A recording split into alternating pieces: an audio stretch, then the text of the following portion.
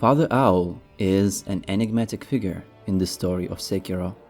There isn't much we know of him, and yet he plays a key role in the game's events. I want to tell you a story about him, his grand plan, and what really happened back at the Hirata Estate. Little is known about Owl's past. In one of the endings, we learn that his name is Okonzaimon Usui. There exists another mention of the name Usui on the Phantom Kunai description. It goes as follows. Since childhood, Lady Butterfly had accumulated much experience in Usui's forest, far from civilization along Tozan Trail. His forest is filled with mist and mystifications, making it ideal for training in illusion techniques.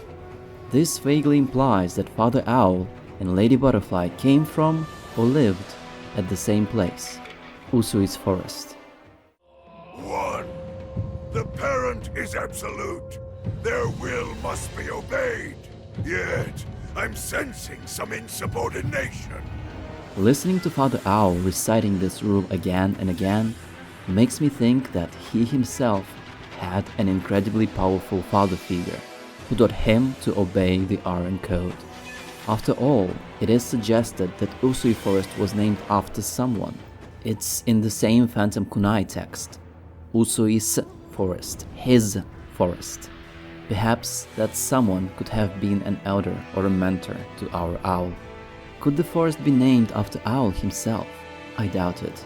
Juzo the drunkard and Lone Shadow Masanari do not hold him in high regard. For all his scheming, he's a nameless rogue shinobi. His efforts won't amount to much. It doesn't seem like he has achieved anything really worth naming something after him. This is all that we can currently assume about Owl's origins. But I fully expect to see that forest in the future DLC and learn more about it. Fast forward 20 years before now. Isshin Ashina stages his coup. Lady Butterfly, Father Owl and other shinobi contribute to it, and with their help, Ashina is wrestled from the hands of the ministry and returned back to her people.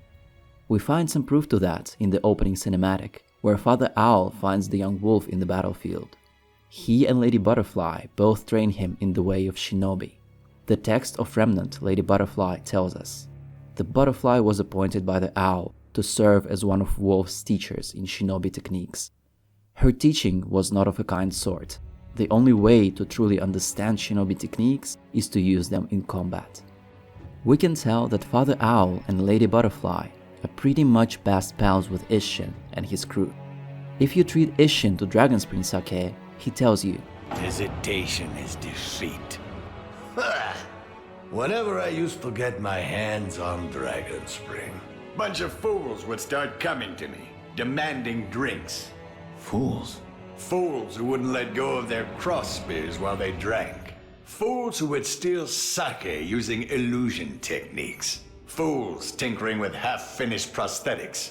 Sake cup in hand. And even the cunning owl, who despite his size would turn bright red after the first drop. That's...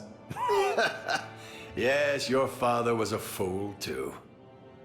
Yobo, Lady Butterfly, Dogen, Owl. It seems that all of them have been hanging out together back in the day. Oh, and for those suggesting that Fools tinkering with half-finished prosthetics. Sake cup in hand. is the orangutan, no, you cannot really tinker with a prosthetic while holding sake in your only hand. Anyway, I wonder, why is there no mention of Tomoe and Takeru? Emma remembers Tomoe in Ashina Castle, which places their presence in a similar time period. That means that Owl and Lady Butterfly would know of her immortality and of the quest for immortal severance. And that would give them certain ideas. Father Owl desired the immortality for himself. He wished to go a step further than Isshin's rebellion did, to conquer the entire Japan and become its immortal ruler. He is someone with a deep desire for power and control. I believe that is one of the reasons why he keeps reciting the Iron Code. 1. The parent is absolute. Their will must be obeyed. But he could not get the immortality from Takeru.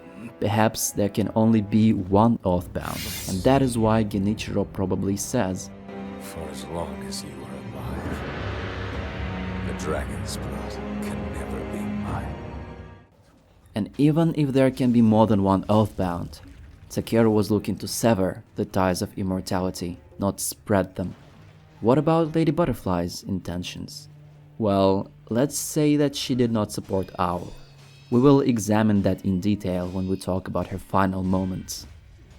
Time goes by. Tomoe and Takeru leave for the Divine Realm, and Takeru eventually passes away. You can learn about him in one of my previous videos. I'll add a link for you at the end of this one. Now, Owl needs a new divine heir to achieve immortality, and soon Kuro is born. As your father, my word is absolute. Your master's is a close second. As soon as Father Owl learns of Kuro, he sends his son, Wolf, to watch over him. And Wolf is expected to betray his master when the time comes. Fast forward to about 17 years since Ishin's rebellion. The Internal Ministry is advancing its military forces into Ashina once again. Most of the men are at war, leaving towns exposed to any threats. And this is when the cunning owl decides that it is time for him to make a move. It tips off a group of bandits to assault the Hirata Estate, where Kuro lives at the time. The place goes up in flames. We explore all of this in a memory, and memories work strangely in Sekiro. A couple things need to be established here. First of all, Wolf has experienced that past, and he has defeated Lady Butterfly and got stabbed by Owl back then. This is proven by the thief-turned-merchant remembering us, and by the fact that we can resurrect before we visit Hirata memory. That ensures that we have been granted resurrection power back then in Hirata, and not retroactively from inside the memory. Second, we have two memories, and we have to determine the order. After all, Juzu the drunkard is somehow alive in both of them. If you examine the estate and the columns inside the temple, you can tell that Father's bell charm memory comes after the young lord's bell charm. But again, why is Juzo still alive in Owl's memory? That is because Wolf does not experience the memory in a conventional way. Instead, he arrives at a memory and gets to explore it, kind of like we play games. Presumably, Wolf never killed Juzo, and still was able to get inside to fight Lady Butterfly and receive resurrection power from Kuro. Okay, now that we established the memory timelines, let's talk about the state of the memory. We find Kuro locked inside the hidden temple, together with Lady Butterfly. Owl has the key. If the two were allies, they would have just taken Kuro and left with him.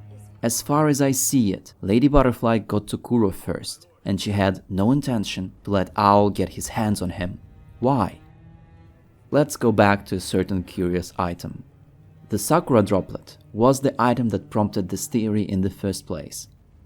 The wiki has been fixed since then, but at the time of writing it stated, a pink-colored crystal created when an Oathbound breaks their connection with the divine heir.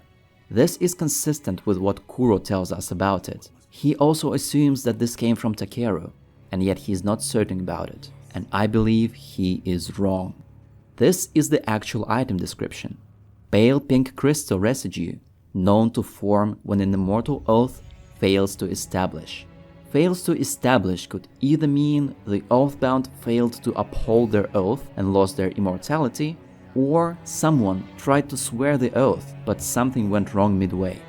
I believe that if the oath could be so easily broken, then Wolf would not need to die to cut his ties with Kuro in the purification ending. So this is what I think happened, causing the droplet to manifest. Like almost everyone else in Sekiro, Lady Butterfly desired immortality for herself. She had no intentions of handing it to Owl. She used the commotion caused by the bandits and managed to be the first one to find Kuro. That is when she tried to establish the immortal oath, using her illusion techniques to convince the divine heir, but it failed. And that is when the Sakura droplet appeared. Father Owl decided not to risk facing a possibly immortal Lady Butterfly and her illusions, and locked her inside the temple alongside Kuro. He then sent Wolf to fight her in his stead. Notice how aggressively Lady Butterfly greets us. It's been a long time, son of Owl. She doesn't call us her student, Okuro's shinobi. Right now, we're there as the son of Owl, following his will. And we killed her. And then, the cunning owl stabs us in the back, killing two birds with one stone. Now, I'm not sure how Kuro is able to hide from him and then return and grant us immortality. Perhaps he indeed simply hid. Or perhaps Father Owl wanted us to become immortal for some reason, despite later telling us he thought that we died. His schemes are not to be underestimated. Well, one way or another, Owl did not achieve immortality back in Hirata, but we know that he plans far, far ahead. Before heading to Hirata Estate, he stole the aromatic flower from the Everblossom of Ashina Castle. The flower would not last long, and neither would the tree. After both withered, the only way to cut the ties between the divine heir and their oathbound would be to go to Fountainhead, right? Except that Father Owl had his bell charm on him. If he ever needed to cut the immortal ties between a divine heir and an oathbound, he would already have half of the solution. He could simply return to that memory and retrieve the aromatic flower. All he would need after that is to find a way to get his hands on a mortal blade. So, Wolf survived Hirata, and so did Owl. Kuro somehow fell into the hands of the Ashina clan, and Lady Butterfly was no more. Fast forward to Father Owl sieging the Ashina castle. He asks us to follow the Iron Code and forsake the divine heir. If we agree and succeed in killing Emma and Ishin, we see Father Owl return with the black mortal blade. While we were fighting, he had beaten up Genichiro and took it from him. It would be instrumental in fulfilling his grand design. Now, Owl had the power. He would start a new age of war. He would conquer the entire Japan, and Wolf would play a key role in it, slaying anyone and anything standing in their way.